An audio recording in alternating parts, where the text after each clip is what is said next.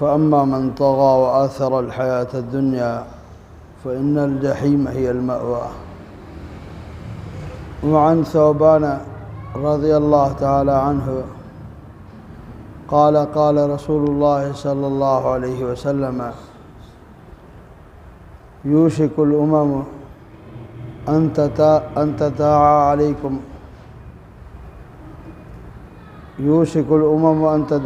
عليكم كما تداعى الأكلة إلى قصعتها. فقال قائل: ومن قلة نحن يومئذ؟ قال: بل أنتم يومئذ كثير ولكنكم غثاء كغثاء السيل. ولينزعن الله من قلوب عدوكم المهابة منكم وليقذفن الله في صدوركم الوهن. فقال قائل: يا رسول الله صلى الله عليه وسلم وما الوهن؟ فقال: حب الدنيا وكراهية الموت. حب الدنيا وكراهية الموت. رواه أبو داود وقال الألباني حديث صحيح.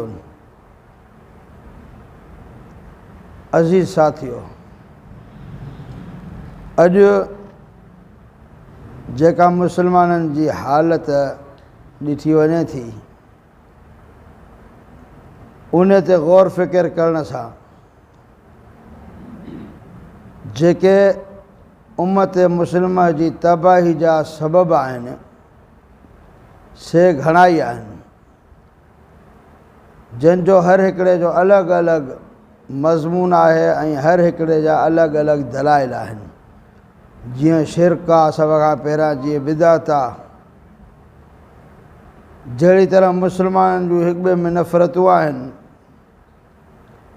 रियाउ ॾेखावा, हलाल ऐं हराम जी परवाह कान्हे का, खोड़ सारियूं अहिड़ियूं शयूं आहिनि जेके अलॻि अलॻि मज़मून आहिनि, हर हिकिड़े जा अलॻि अलॻि दलाइल आहिनि। तफ़सील सां बयानु करणु वक़्तु न आहे। हिन वक़्तु तव्हांजे साम्हूं जेका मूं हदीस सगोरी तिलावत कई आहे, उहा हदीस अबू दाऊद में आहे।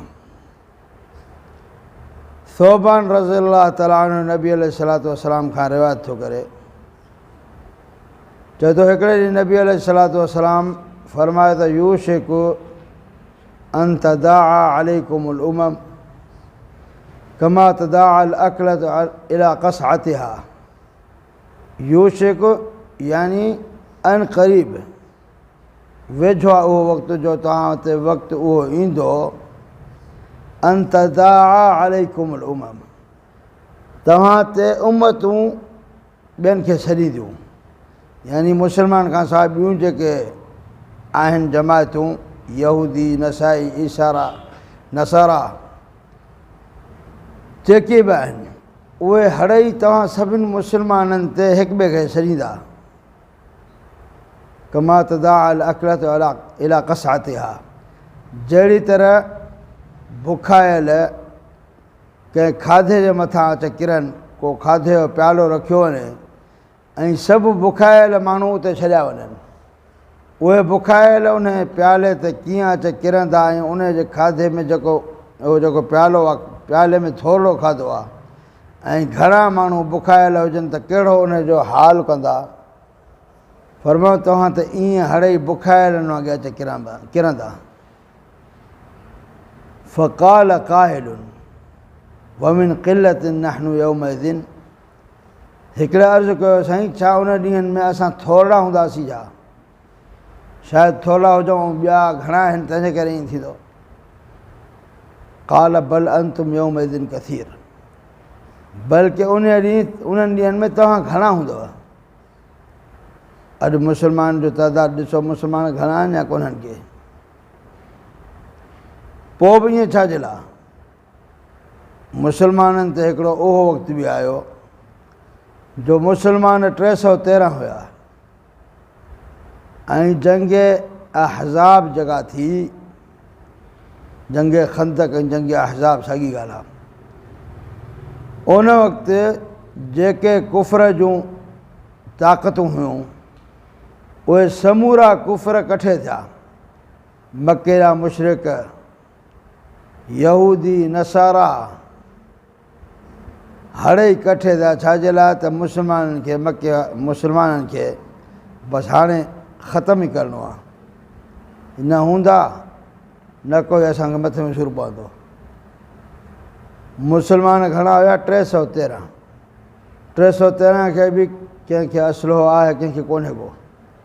313 में बि के नंढड़ा ॿार आहिनि, के औरतूं आहिनि, के पोड़ा आहिनि, के मरीज़ आहिनि ऐं होॾो हज़ारनि जे तादाद में जथा आहिनि। लेकिन जंहिंमहिल हमिलो उन्हनि कयो, जंहिंमहिल आया ऐं अलाह तबारक व तआला उन्हनि खे हिकिड़ी ज़िलत वारी शिकस्त ॾिनी जो दुनिया इस्लामी तारीख़ में त लिखियलु आहे, पर जेके अग़ियार आहिनि उन्हनि जे तारीख़ में बि इहा शइ लिखियलु आहे। इंदिरा गांधी खे हिकिड़ो उहो चयो हुयो त मुसलमान ॾींहों ॾींहुं वञनि था, वधंदा, मुसलमाननि जो इज़ाफ़ो थींदो थो वञे।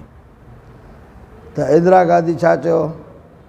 चई जेके अॼु मुसलमान थियनि था इन्हनि जी परवाह कान्हे का। बसि एतिरो तव्हां गौर करियो त जेके 313 हुया उहे न थियनि। 313 न थियनि। 313 केरु हुया? जंहिंजो अक़ीदो मज़बूत, जेके इत्बा सुन्नत में मज़बूत, जेके इहे माण्हू पैदा थींदा, कुफ़र जी ख़बर आहे त हीउ मुंहिंजो ख़ात्मो आहे। त नबी अलैहिस्सलातु वस्सलाम छा फरमायो? बल अंतुम यौमइज़िन कसीर। तव्हां उन ॾींहुं घणा हूंदव, थोला कोन हूंदव। वलाकिनकुम गुसाउन का गुसा शैल, पर तव्हां ईअं हूंदव जीअं कख पन हुजनि पाणी जे मथां ऐं पाणी जो वहकिरो हुजे, पाणी उन्हनि खे खयूं वञे, तव्हांजो हाल इहो हूंदो। पाणी तव्हांखे खयूं ईंदो, तव्हां पंहिंजा पेर कोन झले सघंदव। पाणी जाॾे ईंदो तव्हां ओॾे उन सां गॾु लुढ़ंदा ईंदव। मुसलमान जो हाल इहो आहे अॼु। वाक़ई में अॼु मुसलमान खे जो हाल इहो छो आहे जो मुसलमान खे पंहिंजे हक़ीक़त जी, पंहिंजे उसूलनि जी ख़बर कान्हे का। ऐं जॾहिं हक़ीक़त खां ऐं उसूल खां इंसानु हटंदो आहे त पोइ उहो कंहिं बि कम जो न हूंदो आहे। अॼु मुसलमान खे जेको पंहिंजो अलाह रब्बुल आलमीन पाकीज़ा मज़हब अर्श तां मोकिलियो आहे ऐं उहो उनजो हिफ़ाज़त ज़िम्मो अलाह रब्बुल आलमीन खयों आहे, उहो मुकमल दीन असां ताईं पहुतल आहे। पूरो ज़िंदगी गुज़ारण जो आइडियल ऐं नमूनो, उथणु वेहणु खाइणु पीअणु कमाइणु हर शइ दीन में मौजूदु आहे। अमीर हुजे त बि उन लाइ दीन में नमूनो मौजूदु आहे। जे बादशाह हुजे त बि उनजे लाइ दीन में नमूनो मौजूदु आहे। ग़रीब आहे त बि उन लाइ नमूनो मौजूदु आहे। मर्द आहे त बि उनजे लाइ दीन मुकमल आहे। औरत आहे त बि उनजे लाइ दीन मुकमल आहे। जवान आहे त बि दीन मुकमल आहे। कुराड़ो आहे त बि दीन मुकमल आहे। ज़िंदगी जो को बि अहिड़ो वक़्तु कोन्हे को जेको तव्हांजे मथां अचे ऐं हीउ दीन तव्हांजी रहनुमाई न करे। हर मामले जी रहनुमाई मौजूदु आहे। ख़ुशी जा हालात, ग़मी जा हालात। पोइ बि मुसलमान बदनसीब आहे जो मुसलमान वरी बि यहूदियुनि ॾांहुं थो भॼे, ईसाइनि ॾांहुं थो भॼे, हिंदुनि ॾांहुं थो भॼे। उन्हनि जो कल्चर इख़्तियार करणु, शादी में हिंदुनि जूं रस्मूं, लिबास असां वटि यहूदियुनि जो। यानी हालांकि मुसलमान उहो आहे जो नबी अलैहिस्सलातु वस्सलाम फरमाया त सलासु मन कुन फीह वजद बिहिन हलावतल ईमान। 3 शयूं जंहिं माण्हू में ईंदियूं उनखे ईमान जो मेठाड़ नसीबु थींदो आहे। जेकॾहिं ईमान जो मेठाड़ नसीबु नथो थिए, यानी इंसानु जेका शइ खाए थो न, ज़ाइक़ो ज़रूरु उनखे मिलंदो आहे। ज़ाइक़ो नसीबु नथो थिए त पोइ चइबो पाण बीमार आहे, या ज़ाइक़ो नसीबु नथो थिए त या त उन शइ में ख़राबी आहे या त हीउ पाण मरीज़ आहे। ईमान जो मेठाड़ आहे, उहो ईमान जो मेठाड़ कंहिंखे नसीबु थींदो? ऐं यकून अल्लाह व रसूलुहु अहब इलैहि मिम्मा सिवाहुमा। सभ खां पहिरीं शइ त अल्लाह ऐं अल्लाह रसूल अलैहिस्सलातु वस्सलाम उनखे पूरी काइनात में हर शइ खां वधीक महबूब हुजनि। ॿी शइ वइन युहिब अल मरअ ला युहिब्बुहु इल्ला लिल्लाह, इंसान कंहिंसां वास्तो ताल्लुक़ मुहबत रखे थो फ़क़ति अलाह खां, दुनिया जी कंहिं लालच ख़ातिर न। ऐं टी शइ वइन यकरह अन यऊद फिल कुफ्रि बअदमा अनक़ज़हु अल्लाह कमा यकरह अन युक़ज़फ़ फिन नार। कुफ्र जो लिबास, कुफ्र जो लिटरेचर, कुफ्र जो इहे जेके बि शयूं आहिनि उन्हनि खां हुनखे एतिरी नफ़रत हुजे ॼण चओ त हिन खे जहिड़े बाहि में उछलायो वञे। जहिड़े बाहि में कंहिंखे उछलाइण इहो को पसंदि नथो करे। अहिड़ी तरह कुफ्र जी हर शइ खां नफ़रत हुजे। अॼु असां रुॻो इसराइल जे जेके शयूं आहिनि उन्हनि खां बाइकाट कोन था करे सघूं, उन्हनि सां गॾु बाइकाट करणु असांजे मथां फ़र्ज़ु आहे। जन हेॾो ज़ुल्म कयो आहे उमत मुस्लिमा ते, ॿियो कुझु बि नथा करे सघूं, लेकिन उन्हनि जे लाइ बददुआ त करे सघूं था जेके ज़ालिम आहिनि। उन्हनि जे शयुनि जो बाइकाट त करे सघूं था। नबी अलैहिस्सलातु वस्सलाम छा फरमायो, वलाकिन्नकुम गुसाउन कगुसाइ सैल, तव्हांजो हाल इहो हूंदो जो तव्हां खे जीअं पाणी कखनि पननि खे गीलियूं वञे तव्हांखे ईअं ज़माने जूं लहरूं गीलींदियूं वेंदियूं। ऐं वलयख़्ज़िफ़न्न अल्लाहु फ़ी सुदूरि अदुव्विकुमुल महाबत मिनकुम, तव्हांजे दुश्मन जेको आहे तव्हांजो उन जे दिलि में हिकिड़ी मुसलमाननि जी हैबत वेठल आहे। हिंदू, यहूदी, ईसाई, मजूसी जेके बि आहिनि उन्हनि जे दिलनि में मुसलमाननि जी हिकिड़ी हैबत वेठल आहे, रौब वेठल आहे। ऐं उहो रौब अलाह रब्बुल आलमीन तौहीद जे करे, हक़ानियत जे करे अता कयो आहे। लेकिन उहो वक़्तु ईंदो इहो रौब तव्हांजो उन्हनि जे दिलनि मां अलाह तबारक व तआला कढी छॾींदो। वलयख़्ज़िफ़न्न अल्लाहु मिन अदुव्विकुम मिन सुदूर अदुव्विकुमुल महाबत मिनकुम, अलाह तबारक व तआला दुश्मन जे सीने मां तव्हांजो रौब ख़तमु कंदो। ऐं ॿी शइ कहिड़ी, वलयख़्ज़िफ़न्न अल्लाहु फ़ी क़ुलूबिकुम अल वहन, अलाह तबारक व तआला तव्हांजे दिलनि में हिकिड़ी बीमारी पैदा कंदो, उन बीमारी जो नालो आहे अल वहन। उहा बीमारी तव्हांजे दिलनि में अची वेंदी। क़ाल क़ाइलुन या रसूल अल्लाह सल्लल्लाहु अलैहि वसल्लम वमल वहन, अर्ज़ु कंदड़ अर्ज़ु कयो साईं इहो वहन कहिड़ी शइ आहे? फरमायूं त वहन इहा शइ आहे हुब्बु दुनिया व कराहियतुल मौत, दुनिया सां मुहबत करणु ऐं मौत खां नफ़रत करणु। इहा छा आहे? इहा वहन बीमारी आहे। हुब्बु दुनिया व कराहियतुल मौत, इहा दुनिया सां मुहबत कंदो इंसानु ऐं मौत खां नफ़रत कंदो। हालांकि मुस्लमान खे हिन ज़िंदगीअ सां, हिन दुनिया सां मुहबत न हूंदी आहे। जॾहिं क़ुर करीम जी आयत नाज़िल थी न, मिनकुम मन युरीदु दुनिया व मिनकुम मन युरीदुल आख़िरा, अब्दुल्लाह बिन मसऊद रज़ियल्लाहु ताला चए थो इन आयत नाज़िल थियण खां पोइ असांखे इहा ॻाल्हि सम्झ में आई त मुस्लमान खे बि दुनिया सां मुहबत हूंदी आहे। न त मुस्लमान खे दुनिया सां मुहबत न हूंदी आहे। उहद जो मैदान आहे, नबी अलैहिस्सलातु वस्सलाम वटि हिकिड़ो सहाबी सॻो चए थो कुझु खारकूं कतल झोली में रखियल आहे। अर्ज़ु थो करे साईं जेकॾहिं मां हिन मैदान में दाख़िल थी वञा त मुंहिंजे लाइ छा आहे? फरमायूं त जन्नत जो वाइदो आहे, मुक़ाबिलो कर, सीने ते ज़ख़्म खा, पुठी ॾेई न भॼे, उनजे लाइ जन्नत जो वाइदो आहे। थोरी कतल झोली में रखियल आहे, चए थो हे बि खाईंदुसि त देरि थींदी, हे बि खाईंदुसि त देरि थींदी। यानी हिन दुनिया में एतिरो वक़्तु रहणु बि पसंदि न आहे। उहा बि कतल फिटी कयईं, हालांकि बुखार हो, कतल फिटी कयईं, मैदान में दाख़िल थियो, शहीद थियो। हंज़ला रज़ियल्लाहु ताला जी शादी पहिरीं राति आहे, शादी आहे, शादी जी पहिरीं राति आहे। हिकिड़ो ॿारहं ऐलान कंदड़ ऐलान थो करे त रसूल अलैहिस्सलातु वस्सलाम फरमायो जंहिं जे कन ते मुंहिंजो आवाज़ु पहुचे फ़ौरन निकिरी अचे। हंज़ला रज़ियल्लाहु ताला जी शादी पहिरीं राति आहे, गुस्ल फ़र्ज़ु थी चुको आहे, भींजणु ज़रूरी थी वियो आहे। ऐलान पातो आहे कन ते, फ़ौरन ॿाहिरि निकिरी वियो, जंहिं हाल में हुयो निकिरी आयो ॿाहिरि। सोचई पहिरियां विझां, पर चई त न, रसूल में हुकुम आहे त फ़ौरन पहुचो न। वियो, उन सरींदड़ पाण सां गॾु वठी वियो ऐं जिहाद जो क़ाफ़िलो तयारु हो, उन में रवाना थी विया। एतिरी बि बर्दाश्त न कई त हाणे घर ॾे वञा वञी घरवारी खे ॿुधायां त रसूल सल्लल्लाहु जे सॾे ते मां वञा थो, इहो बि देरि न कई। फ़ौरन काफ़िले में शामिल थी वियो, शहीद थी वियो। अल्लाह तबारक व तआला रसूल अलैहिस्सलातु वस्सलाम खे वही जे ज़रिए इहो जन्नत जो मंज़र बि ॾेखारियो ऐं फ़रमायूं त इन्नी अरा हंज़ला यरग़मिसु फ़ी अनहारिल जन्नह।